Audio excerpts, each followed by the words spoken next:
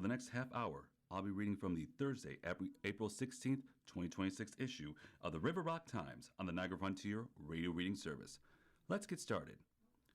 Headline: Springing Forward at Love You Buffalo Art Park by Amber Healy. While it won't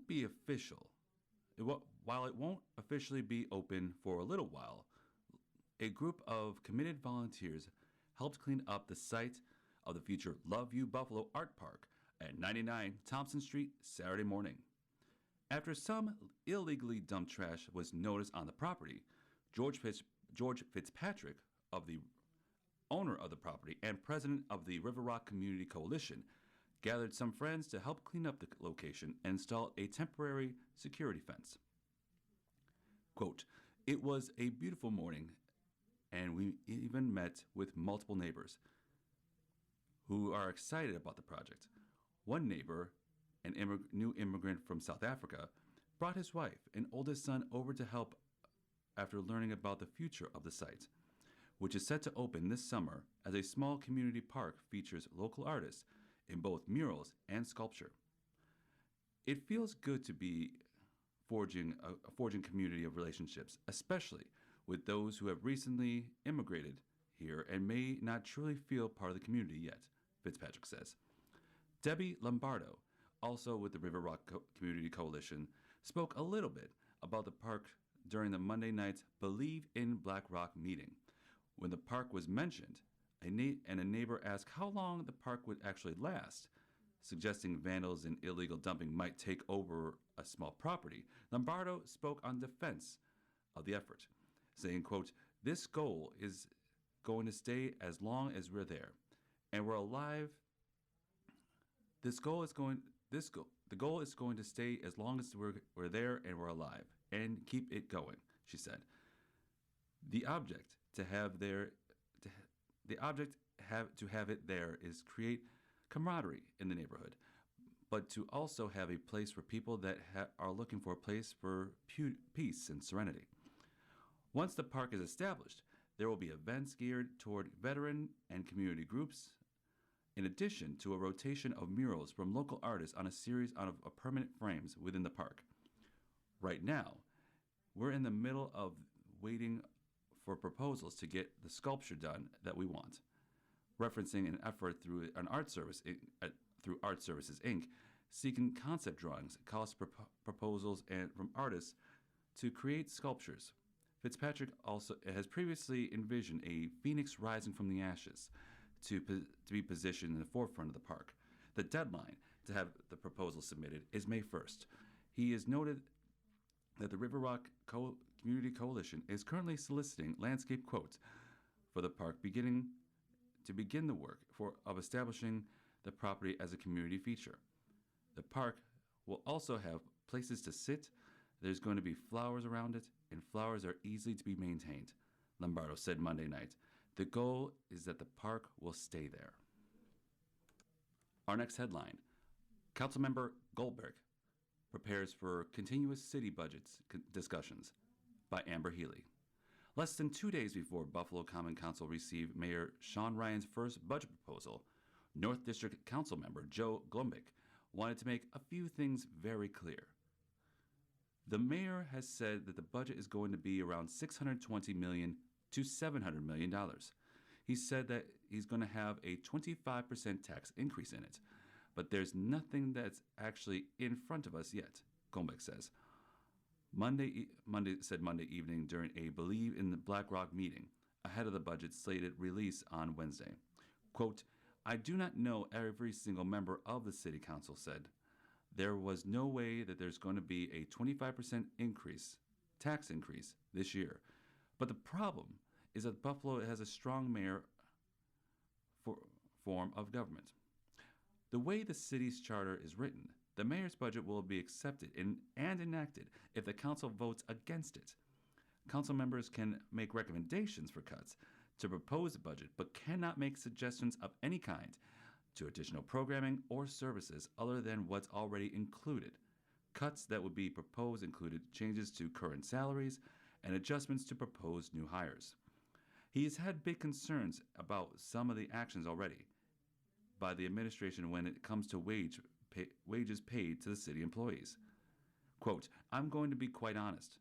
I don't agree with the mayor's proposal salary increase for the appointed new police commissioner, who is yet to be approved by the council.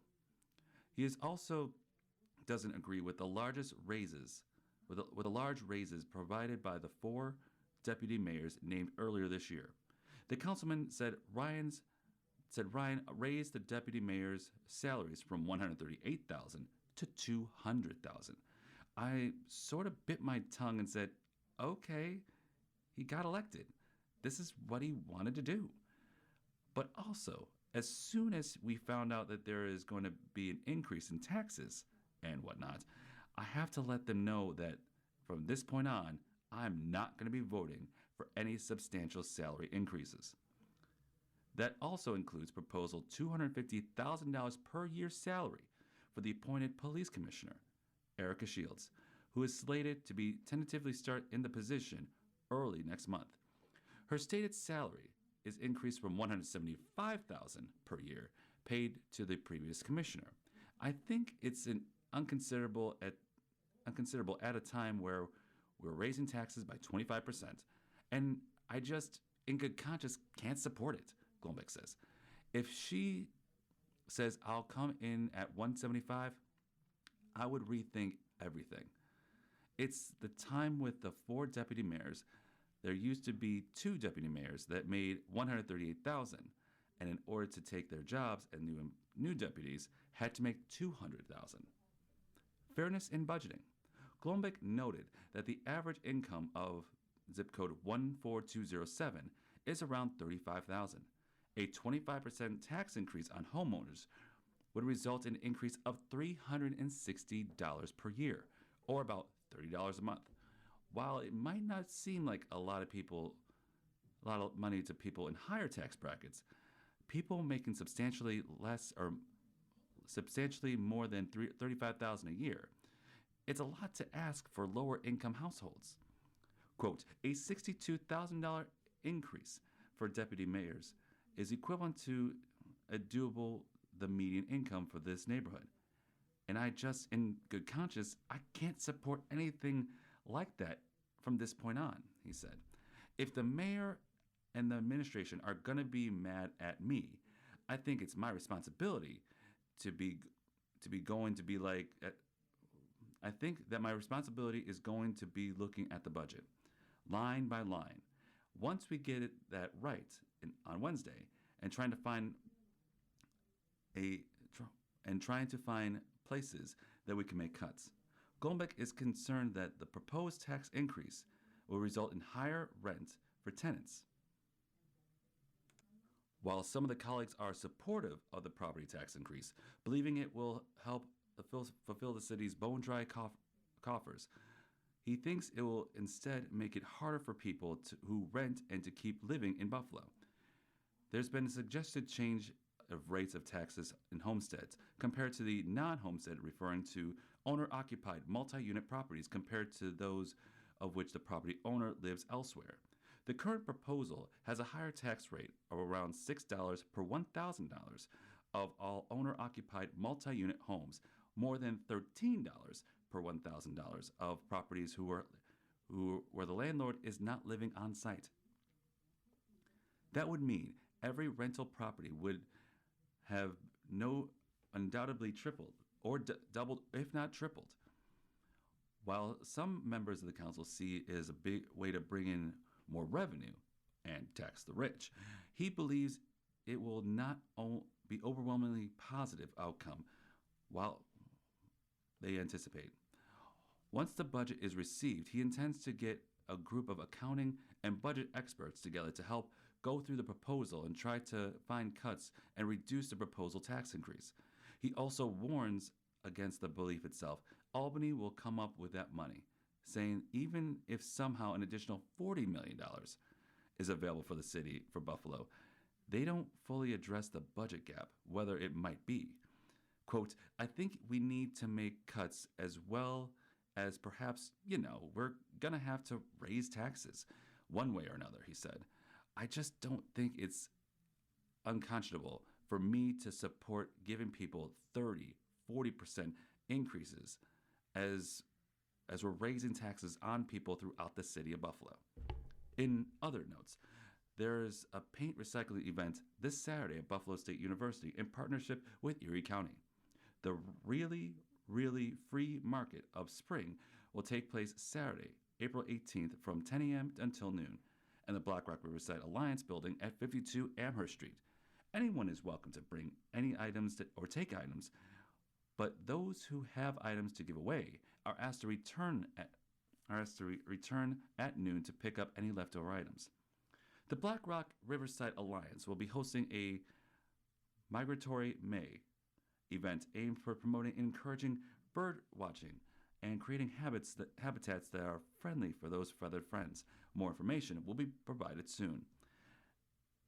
As Migratory May and BRRA will kick off a birdhouse decorating contest with local businesses using houses created by local Daisy and Brownie Girl Scouts. Residents will be asked to visit businesses and vote on their best homes and their favorites. By the winning business will receive a prize as well as some other participants. The Black Rock Historical Society is once again hosting Makers and Masters Speaker Series on 4 consecutive Thursdays in May, beginning 6 p.m. on May 7th at the Historical Society at 436 Amherst Street. Free Memory Cafe offered to older adults.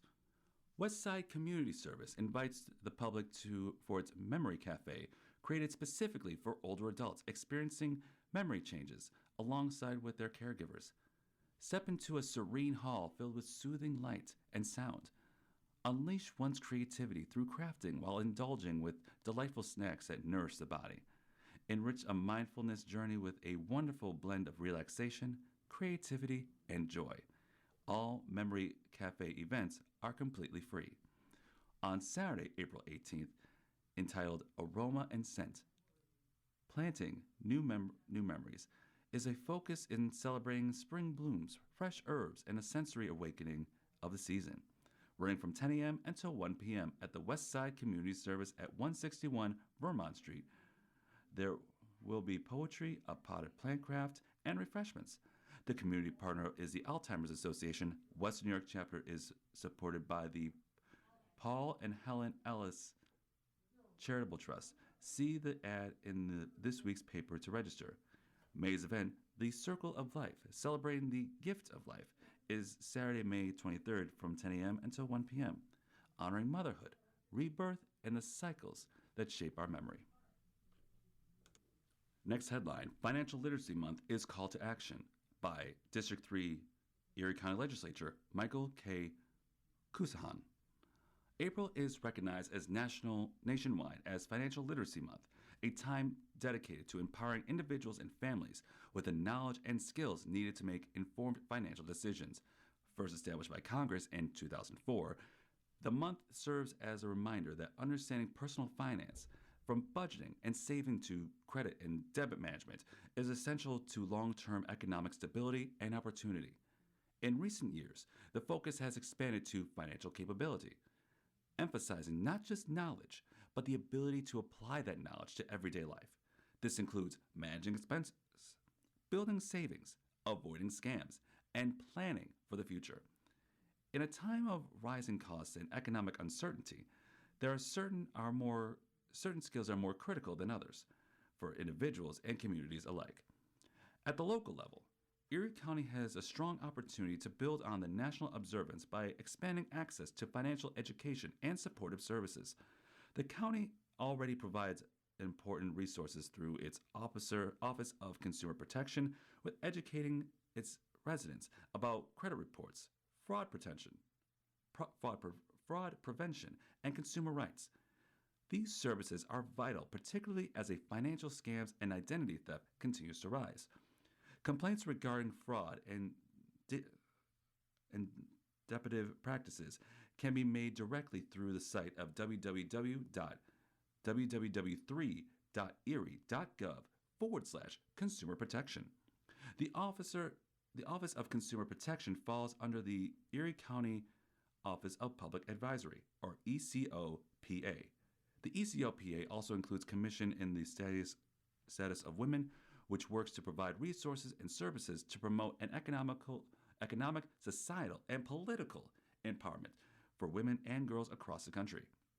It also includes a Bureau of Weights and Measures, which ensures the equity and prevails in the marketplace by assuring that all devices used commercially within the county are accurate and constructed in a manner to prevent fraud and comply with local item pricing scanning accuracy law, local law 7 in 1997. You are listening to reading of articles and features from the River Rock Times on the Niagara Frontier Radio Reading Service. Continuing on with the article, the county also partners with local organizations to offer expanding financial educational programs, collaborating with nonprofits and community groups such as financial coaching initiatives and workplace financial wellness programs, bringing the budget classes credit, bring budget classes, credit counseling, and saving workshops directly through neighborhoods. Programs offered through a United Way in Erie County demonstrate how financial coaching, even a small dollar loan program, can help families build credit and saving simultaneously. Their financial educational program, also known as Financially Fit, is designed to foster financial literacy among our more economically vulnerable community members. It involves an 8-week program where communities and families are educated in their own language about the principles of banking, budgeting, paying bills on time, proper credit use, and saving for the future. There is also a 10-week version of this course which focuses on home ownership in addition to the materials covered in this 8-week course. Financial Literacy Month is a call to action by strengthening our partnership, expanding our education, and increasing the access to our resources. Erie County helps residents not only to understand their finances, but take control of them. In doing so, the county invests in a stronger households, a more resilient workforce, and a healthier local economy for all. For more information about resources available in financial literacy, I invite you to reach out to my office. Our next article for Buffalo Briefs. Robert returns to community service. Mayor Sean Ryan released a following statement about the City Commissioner of Community Services. Quote, "In the weeks since Daniel Roberts previously announced resignation, the administration remained in contact with Ms. Roberts and made it clear that valued her leadership and the work she has done already for the city. After further discussion, we've had to reach an agreement for her to remain commissioner exclusively, and her resignation will not take effect. Quote, "We are pleased that the city will once again benefit from her expertise in youth programming, senior services, and facility management, and will take a look forward in continuing this progress and made under her leadership." End quote. 2 waste collection events set in May. To help residents properly dispose of items from the spring cleaning, Erie County Department of Environment and Planning is joining forces and partnering with two free waste collection events in May. A paint and battery collection is scheduled for Saturday, May 9th in the Williamsville and Household Hazardous Waste, or HHW.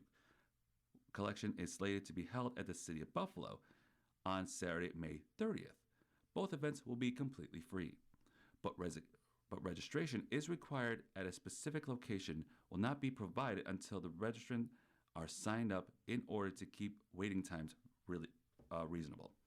The May 9th collection event in Williamsville will focus on 2 common specific wastes, paint and batteries. Please note, lead acid batteries, or car batteries, will not be accepted, along with latex, oil-based paints as well. We will accept stains, shellacs, lacquers, sealers, varnishes, and urethanes, URETHANES, at the event. The HHW collection event on May 30th will provide partnership with the City of Buffalo. HHW will include household cleaners, pesticides, pool chemicals, kerosene, gasoline, and fertilizers, as well as paint and batteries. A complete list of acceptable materials is available at www.erie.gov/recycling. That's www.erie.gov/recycling. Appointments are limited and will be scheduled on a first come, first served basis. They can be made by visiting the website of www.erie.gov/recycling or by calling the collection event information hotline at 716-858-6800. That's 716-858-6800. Registration opens 30 days prior to the event. If residents cannot make the collection event, they can utilize the year-round option of the county's HHW voucher drop-off program that allows residents to register to bring up to 50 pounds of eligible household hazardous waste to a private facility in Tonawanda at no cost to them. The facility also accepts most paints and at no charge as well. Registration for that service can be done either by visiting www.erie.gov/recycling or by calling Hasman at 716-998-8073. Once again, that is 716-998-8073. Read to Succeed to host a free workshop. Read to Succeed is hosting a workshop that is free for families, thanks to the support of the Buffalo Public Schools Family Community Engagement Department. This 90-minute workshop will teach caregivers for children the ages of 3 to 8 to read aloud strategies that enhance their vocabulary and comprehension skills while growing a background knowledge in young children. The workshop will be offered on Wednesday, April 22nd from 5:30 to 7 p.m. at South Park High School Family Center at 150 Southside Parkway, Buffalo, New York, 14220. The workshop is designated for parents, grandparents, and other caretakers with children between the ages of 3 and 8 years old. In addition to learning read aloud skills, attendees will take home a new age-appropriate book series for the child to keep their reading up and to keep up with their reading again and again.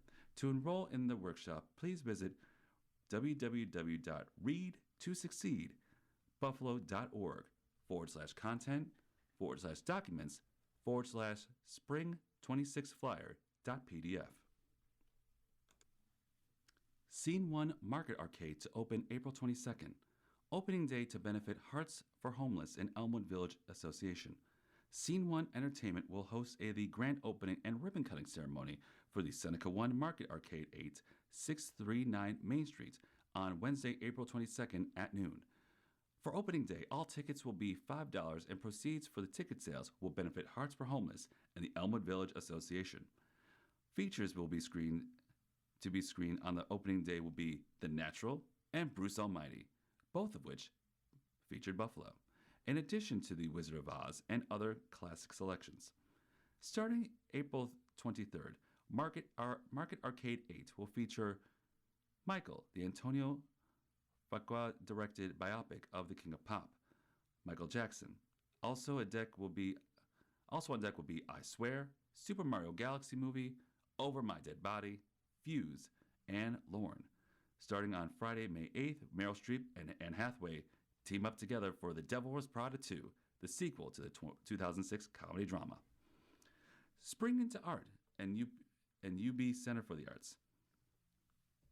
UB Spring into Art, the signature art series event of the spring semester, returns to University of Buffalo Center for the Arts, North Campus, on Tuesday, April 28th from 5 to 7. Free and open to the public, this annual event includes and invites UB Western New York communities to enjoy an evening of performances, exhibits, and installations, hands-on activities as well. Program highlights include live performances by UB Theater of Dance, features selections into the Woods Zodiac Dance Company, and Carol Lab. Feature performances by student choreographers, cultural dancers, and instrumentalists.